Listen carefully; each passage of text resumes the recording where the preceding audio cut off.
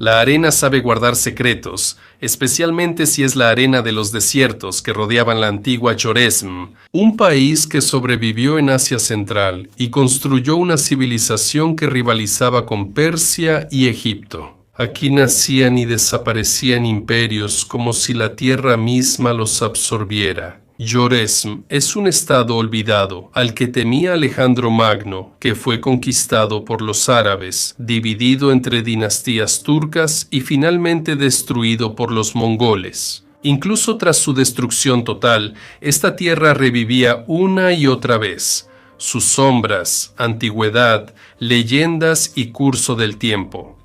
Estás en el canal Amazing History. Aquí la historia suena como se merece, con voces vivas, drama, conflictos y descubrimientos. No solo contamos la historia, la revivimos. Suscríbete para no perderte ningún capítulo, apóyanos con un like, comentarios o conviértete en patrocinador.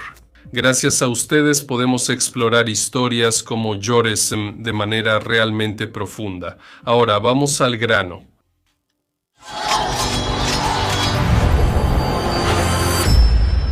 En el mapa de Asia Central existe un lugar casi mítico, una mancha verde entre las arenas infinitas, llamado Joresm. Su historia comenzó mucho antes de los reyes, las dinastías y los ejércitos, en aquel entonces, cuando el ser humano aún no sabía cómo trabajar el metal, pero ya sabía que un río podía ser un dios, el Amu Daria, antes llamado Oxus. En su curso inferior, donde el río aportaba agua y calor, surgió uno de los mayores oasis de la humanidad. Hace 100.000 años ya vivían aquí cazadores, pescadores y recolectores. Arqueólogos hallan asentamientos, herramientas y rastros de vida cotidiana en uno de los paisajes más duros del planeta. El cambio crucial fue hace 6.000 años, cuando el clima se volvió más seco y el agua pasó de ser una bendición a ser vital. Las personas aprendieron a retener y dirigir el agua, cavar canales y construir represas. Aquí, como en los valles del Nilo y Tigris, nació la agricultura de riego. Joresm tomó el camino de la civilización, no gracias al oro o al petróleo, sino gracias a los canales y los ladrillos de barro. Debido a la falta de madera y piedra, los primeros asentamientos se construyeron con ladrillos de adobe, arcilla mezclada con paja y secada al sol. Estas casas no duraban, pero se restauraban repetidamente y en el mismo lugar surgían nuevos asentamientos. Por eso los arqueólogos en Joresm suelen hallar varias ciudades, como capas superpuestas de distintas épocas. La irrigación transformó el paisaje y la sociedad. La lucha constante contra la arena, la necesidad de limpiar los canales, repartir el agua, proteger las tierras fértiles, todo eso requería organización. El poder centralizado quizás surgió no en batallas, sino al distribuir el agua. Yarism no se convirtió en un estado, pero ya en ese entonces, entre canales y pantanos drenados, comenzó a latir una de las civilizaciones más duraderas de la antigüedad, la historia de Yarism. Se vuelve visible cuando los primeros imperios empiezan a reflejarse en la arena, aproximadamente en el primer milenio antes de Cristo. A la oasis llegan tribus de habla iraní, probablemente vinieron del sur de Irán, Afganistán o del norte de las estepas. Trajeron consigo el idioma, los dioses, los inicios de la monarquía y, lo más importante, el sentido de la grandeza. Desde entonces, Joresm comenzó a hablar un idioma relacionado con el persa antiguo y a crear sus reinos siguiendo el ejemplo de los grandes imperios. El oasis no estaba aislado. En el siglo V a.C., Joresm quedó bajo la órbita del imperio aqueménida, el mismo que fue gobernado por Ciro el Grande, luego Darío y Jerjes. Este fue uno de los mayores proyectos antiguos, de la India al mar Egeo. Joresm se integró al imperio como satrapía, pagando impuestos pero conservando cierta autonomía ante los persas. Los joresmios heredaron las habilidades de la gimnasia polaca. En medio de los primeros incidentes hacia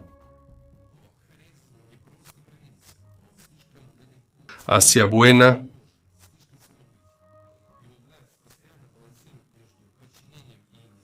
Y al final, cuando una nueva fuerza, el ejército de Alejandro Magno, avanza sobre las tierras orientales de los persas, Joresm hace lo que ninguna otra región de Asia Central hizo. Mientras el ejército de Alejandro Magno avanza por Asia Central y se consolida en Bactria, una delegación aparece en su camino. Desde el norte llegan emisarios del gobernante de Joresm, un rey llamado Farasmán. Este es un episodio único. El ejército de Alejandro Magno no invadió Joresm y las tropas no cruzaron las fronteras de Asisa. A diferencia de otros reyes, Farasmán no vino con regalos ni súplicas, sino con una propuesta de alianza militar. Según Quinto Curcio Rufo, Farasmán mostró disposición para unirse a Alejandro en la campaña al Cáucaso, para luchar contra las amazonas, las míticas guerreras que, según la visión de los antiguos griegos, vivían fuera del mundo civilizado. Por amazonas, Farasmán probablemente se refería a las tribus nómadas de los sabromatas, cuya sociedad tenía características matriarcales. Alejandro aceptó impresionado, pero pidió primero la India y luego el Cáucaso, las Amazonas y lo demás. Ese después nunca llegó. La campaña india fue la última gran expedición del comandante. Poco después de volver a Babilonia, murió en circunstancias misteriosas. No se sabe con certeza qué pasó con Farasmán. Su nombre desaparece de las crónicas macedonias, pero resurge en tradiciones caucásicas, nombres de reyes posteriores y estructuras de poder en el Cáucaso. Tal vez su alianza fue más que un gesto diplomático, marcando el inicio de una política independiente a gran escala. Tras la muerte de Alejandro, su imperio se desmoronó. Pero a diferencia de Bactria y Partia, Joresm quedó fuera de las grandes ambiciones helenísticas. La geografía jugó su papel. Rodeado de desiertos y aislado por los cauces de la Amudaria, el oasis fue difícil de acceder y poco atractivo para los sátrapas macedonios. Políticamente, Joresm era una serie de reinos locales con estructuras estables.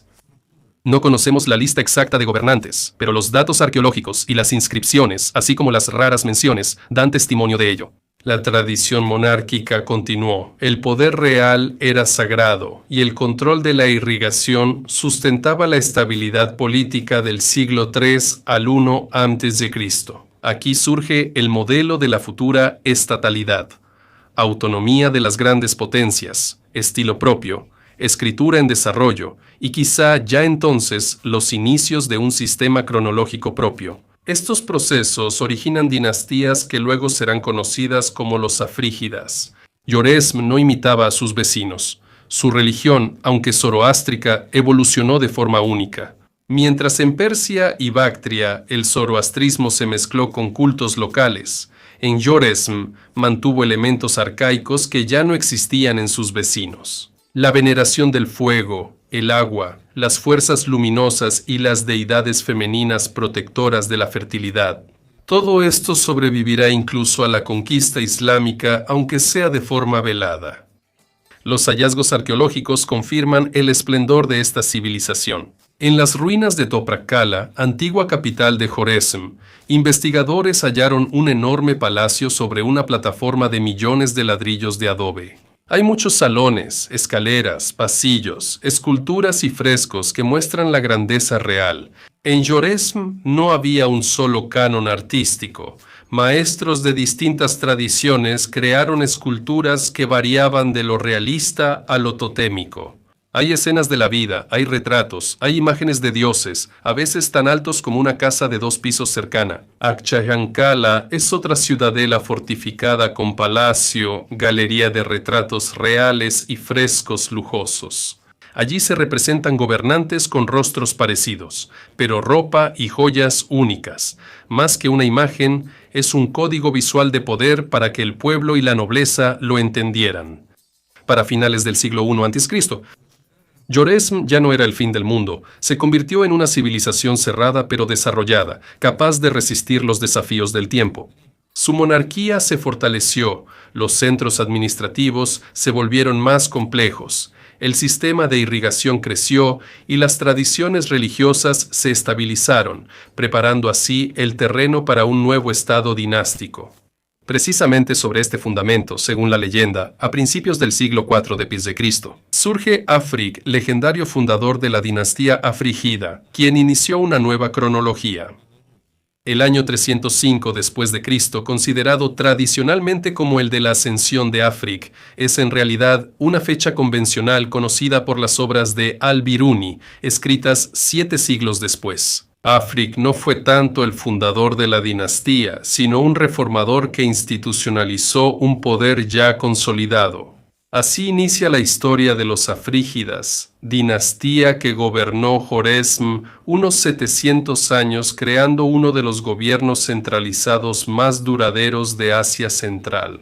Pero esa estabilidad no significaba tranquilidad, al contrario, el periodo de los siglos IV al VIII fue una época de lucha interminable por la autonomía. Desde el sur surgió un nuevo estado persa que reemplazó a Partia, el imperio sasánida. Los Shahanshah querían recuperar el antiguo territorio aqueménida.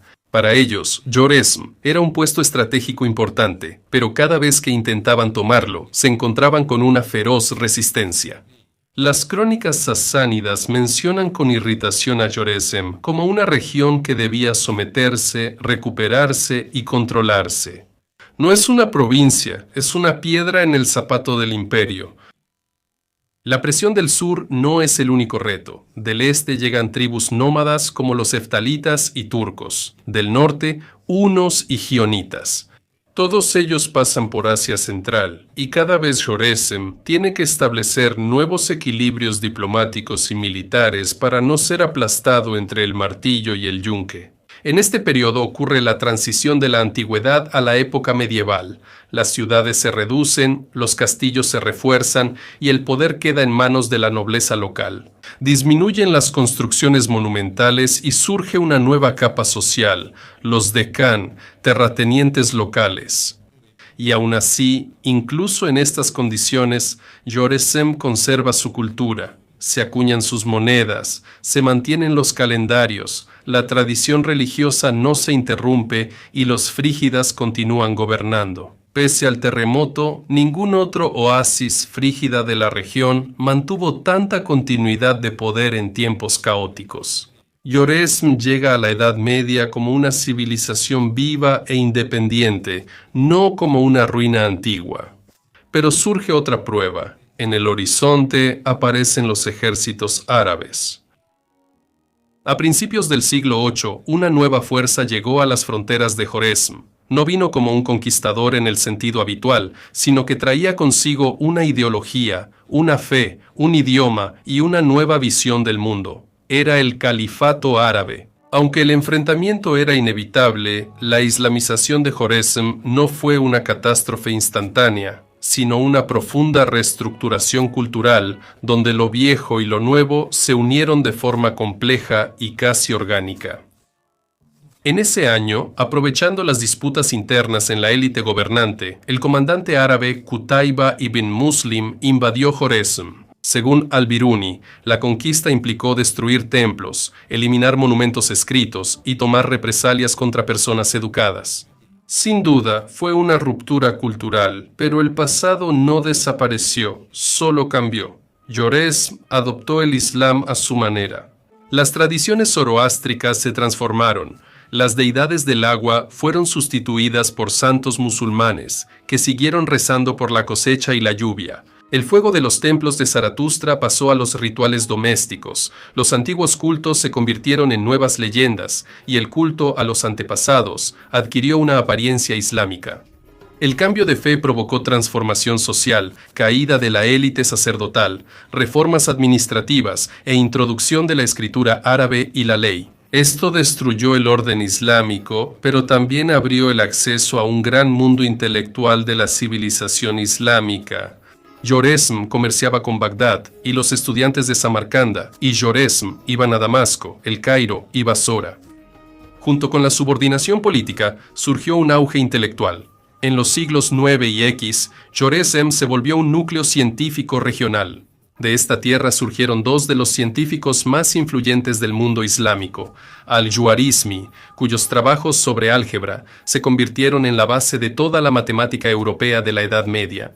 Su nombre dio al mundo la palabra algoritmo, al igual que al-Biruni, enciclopedista, astrónomo, historiador, etnógrafo y filósofo que escribía en persa y árabe, pero con raíces profundas en la cultura prerreligiosa de su tierra, fue uno de los pensadores más precisos y profundos de su tiempo. Para el siglo IX, Joresm ya no era zoroastriano Aziz, formaba parte de la red cultural y comercial islámica. A diferencia de otras regiones, conservó su identidad, solo la reempaquetó con nueva simbología. Las ciudades reviven, la artesanía crece, se copian libros y el nombre de Jarisma destaca en tratados científicos, no en batallas. Pero ni esta época dorada fue eterna. Las oleadas de nómadas del norte y este ya se preparaban para arrasar el norte. La historia de Jarisma incluye la era de los shahs de Jorasmia y su caída con la invasión mongola. Tras siglos subordinada al mundo árabe y luego al túrquico, Jorasmia surge inesperadamente en la escena histórica.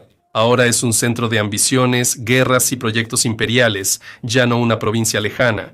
Inicia la era de los Shah de Jorasmia, el último gran auge de la antigua Jorasmia. Antes, Jorasmia era solo una provincia del Imperio Selyúcida, administrada por funcionarios con el título de Shah, origen del nombre de la dinastía. Pero todo cambió con la aparición de Anushtigin, un comandante turco que se convirtió en gobernador de Jorasmia en la corte selyúcida. Sus descendientes heredaron el poder y crearon una dinastía independiente con ejército, corte, moneda y política exterior propia. Para finales del siglo XII, el Jorasm Shah Tekesh y luego su hijo Muhammad II logran algo increíble. Unifican un vasto territorio desde el Golfo Pérsico hasta el Mar de Aral y del Cáucaso a Tian Shan. Fue un imperio que competía con el califato de Bagdad y amenazaba a sus vecinos. El imperio de los Shahs de Joresm se mantenía por su poder militar y el carisma de sus líderes. Su ejército, integrado por gulams, mercenarios, polovtsianos, turcomanos, karluks y milicia de decanes, era diverso pero fuerte, basado en la lealtad personal. Mantener ese ejército requería dinero y expansión constante. El poder político de los shahs era débilmente centralizado. Designaban gobernadores de entre los beks, pero estos solían gobernar casi de forma autónoma. A menudo las provincias se rebelaban, cambiaban de dueños, luchaban entre sí, y todo se sostenía por la fuerza, el miedo y la reputación militar del centro. Muhammad II llevó al imperio a la cima de su poder. Sometió a Irán, el Cáucaso, parte de la India, derrotó a los restos de los Karakitai y tomó en sus manos los puntos clave de la gran ruta de la seda. Joresm fue el estado más rico de la región, pero su éxito era ilusorio. El poder era frágil, el gobierno improvisado y los aliados poco confiables. El mayor error de Muhammad fue provocar a los mongoles. Tras saquear una caravana de Chingis Khan y matar a sus enviados, el líder mongol lanzó una gran campaña. Él no solo iba a la guerra, iba a destruir el estado hasta sus cimientos. A partir de 1219 comienza la invasión mongola, que durará varios años. Las ciudades caían una tras otra: Bujará, Samarcanda, Urgench. Joresm, tras siglos de cultura, libros y saber, desaparecía. Quemaban archivos, destruían templos y masacraban escuelas y maestros.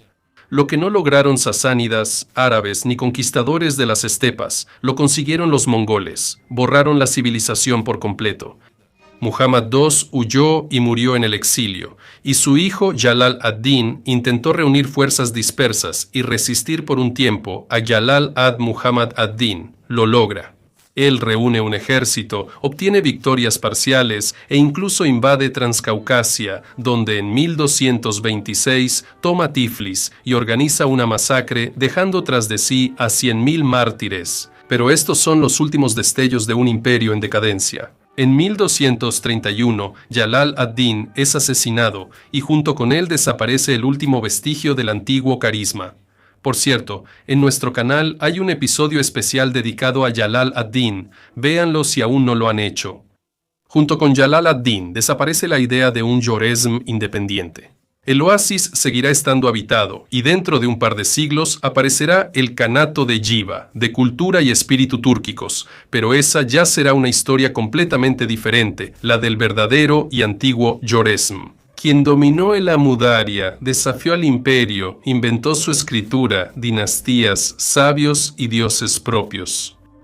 Se desvaneció en la arena, dejando tras de sí solo ruinas, monedas, frescos y silencio. Eso es todo por mi parte, gracias por ver hasta el final. Nos vemos en el próximo episodio, hasta luego.